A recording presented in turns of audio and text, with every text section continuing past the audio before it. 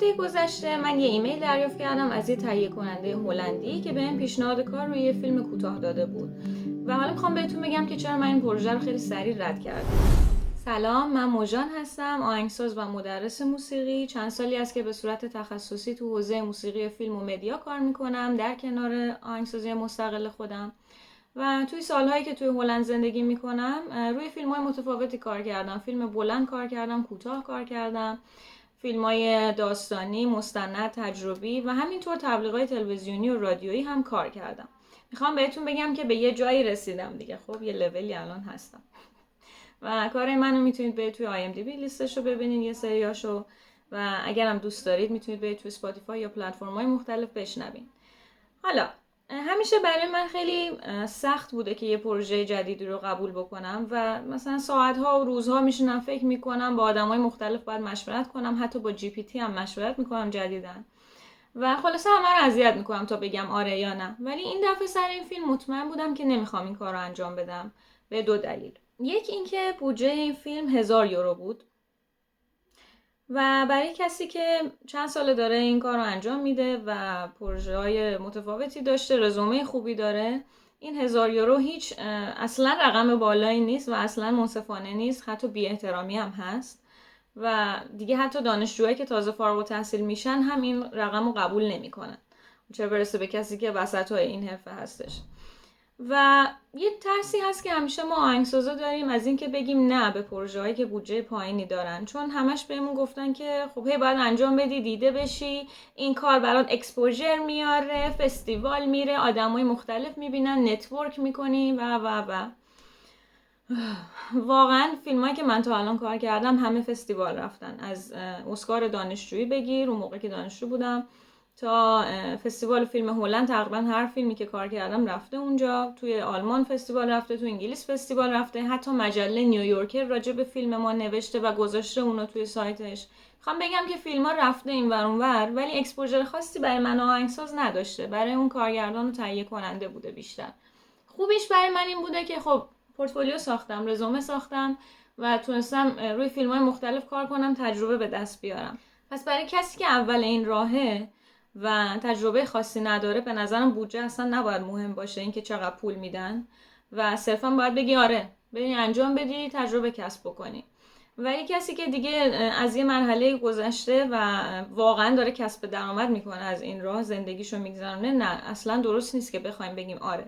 حالا اینجا یه استثنایی هم هست، اینکه بعضی وقتا فیلم انقدر خوبه، داستان انقدر خوبه، یا اینکه اون تیم خیلی تیم قوی هستش که اصلا اون مسئله بودجه رو نداریم. من شده که یه فیلمی رو انجام بدم با 500 یورو دستمزد نمادین، چون که کارگردان رو دوست داشتم یا فیلم رو خیلی دوست داشتم و مطمئن بودم که این یه چیز خوبی برای من میاره و واقعا هم آورده و اون چیزی که حدس میزدم درست بوده.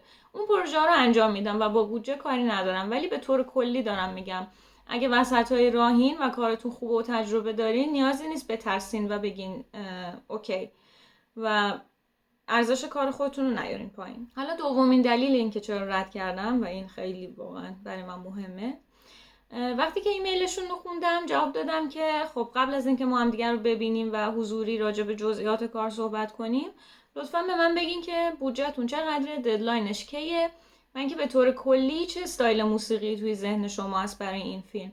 چون کارگردان به هر حال یه ایده‌ای داره راجع به موزیک فیلمش، یه آرتیستیک ویژنی داره و میخواد که به اون برسه.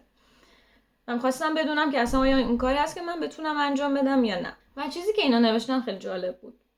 به من گفتن که ما دودوک میخوایم، موزیک اول و آخر فیلم مشخصه، میخوایم که تو بهش دودوک اضافه بکنی، وسطش هم مثلا دودوک بذاری و اینا، چون دودوک یه فضای رویایی رو برای ما ایجاد میکنه، میخوایم خیلی رویایی و فانتزی باشه. و من اینو که دیدم اینجوری قشنگ رد فلگ بود برای من، چون میدونم که کار کردن با همچین کارگردانی که اصلا به تو فرصت نمیده بدون ایده های تو چیه، تو چی میخوای به این فیلم اضافه بکنی به عنوان آهنگساز، و حالا شاید تو هم بتونی یه خلاقیتی به خرج بدی اون وسط. اینا رو اصلا نمیخواد بدونه، صرفا به تو میگه که اوکی من دودوک میخوام، اینو برای من انجام بده. کارگردان با این کارگردان واقعا سخته و چالش برانگیزه، از نوع بدش، چالش بد و انرژی که از شما میگیره. اینا اصلا نمیارزه که با یه پول کم بخواین این همه وقت و انرژی بذارین و استایل من به عنوان یک آهنگساز فیلم اینه که من دوست دارم فیلمو ببینم، با کارگردان صحبت بکنم، راجع به کاراکترها بدونم، راجع به زیر و بم داستان بدونم تا ببینم من چی میتونم از دل اون در بیارم واسه موزیک که بتونه بشه امضای این فیلم. نه که از قبل بگن آقا ما اینو میخوایم، بیا اینو تیکه تیکه کن بچسبون این و اون. اگه این کار میخواین بکنین خب برین استاک میوزیک بگیرین، خودتون ادیت کنین بزنین روی فیلم. چرا آهنگساز میخواین؟ آهنگساز بالاخره یه تکنسین نیست که صرفا اون چیزی که تو میخوای سری بسازه بندازه رو کار، که یه ایده ای هم از خودش داره میاره. یه چیزی هم من وارد این پروژه دارم میکنم که فیلم تو بهتر بشه و اون ویژنی که تو میخوای و بهش برسیم.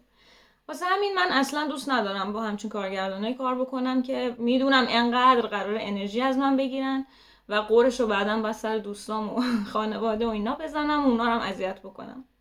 خلاصه به این دوتا دلیل من به این فیلم گفتم نه، من نمیتونم کار انجام بدم و اگه مایل هستین میتونم به یکی از دانشجوام پیشنهادشو بدم ببینم اون دوست داره انجام بده یا خیر. و توصیه من به شما جوانان این است که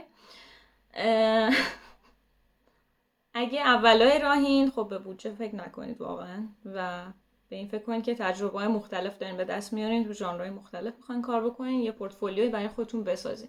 ولی اگه وسطای راه هستین همیشه ارزششو نداره، همیشه درست نیست از روی ترس این که نکنه پروژه نگیرم، نکنه دیده نشم به همه چی بگیم آره، و به این فکر کنید که شما این همه زمان میذارید، درس خوندین، پروژه های مختلف انجام دادین، تجربه کسب کردین، استعدادتون رو گذاشتین، این همه انرژی میذارین و واقعا حیفه که اینا انقدر باش بد برخورد بشه و کسی ارزششون ندونه.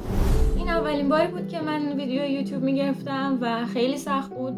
فکر کنم 50 بار اینو ضبط کردم دیگه، گرمم شده، اعصابم خورده، خسته شدم، هر چی هست رو میخوام بذارم واقعا.